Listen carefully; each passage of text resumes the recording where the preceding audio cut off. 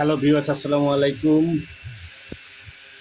পশ্চিমবঙ্গে মানে ভারতে কোরবানি নিয়ে যে কট্টরপন্থী কিছু হিন্দু আছে, যে তালবাহানাগুলো করতে আছে, আমি বিশ্বের মুসলমান, বিশেষ করে ভারতের মুসলমানদের দৃষ্টি আকর্ষণ করছি।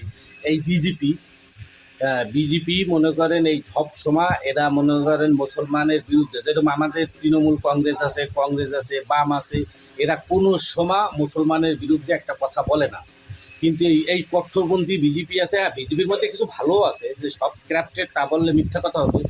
এই যে বিজেপির মধ্যে কিছু কট্টরপন্থী হিন্দু আছে, যেমন আমাদের পশ্চিমবাংলার এখন বর্তমান যে মুখ্যমন্ত্রী হচ্ছে শুভেন্দু অধিকারী, ও তো একজন কট্টরপন্থী হিন্দু। আপনাদের পশ্চিমবঙ্গে যত হিন্দু ভাইরা আছে, বিশেষভাবে অনুরোধ করতেছি, যার যার ধর্ম তাকে তাকে পালন করার ওই পালন করতে দেন। আপনাদের গরু আপনাদের দেবতা হইল, মনে করেন আমাদের জন্য এই কোরবানিটা আলো ফরজ, আল্লাহ তাআলা কোরবানিটা ফরজ করে পাঠাইছে পৃথিবী থেকে। তাহলে আপনাদের সমস্যাটা কোথায়? পৃথিবীর হাজার হাজার গরু কোরবানি হয়ে যাচ্ছে, সেই জায়গায় আপনাকে বাদ বাদ দিচ্ছে না। পশ্চিমবঙ্গে কুরবানি হয়ে গেলে, কুরবানি করতে গেলেই আপনাদের বাদ দিছে। তাহলে বিশ্বের যত মুসলমান কান্ট্রি আছে, হিন্দু কান্ট্রি আছে, আমেরিকার মতো জায়গায় কোরবানি পালিত হয়।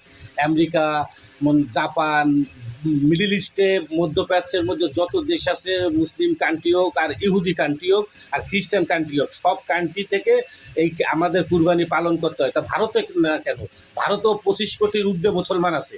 কেন আপনারা আর তো কোনো ধর্মের, আর তো কোনো দলের সমস্যা হয় না, কেন বিজেপির সমস্যা হয়?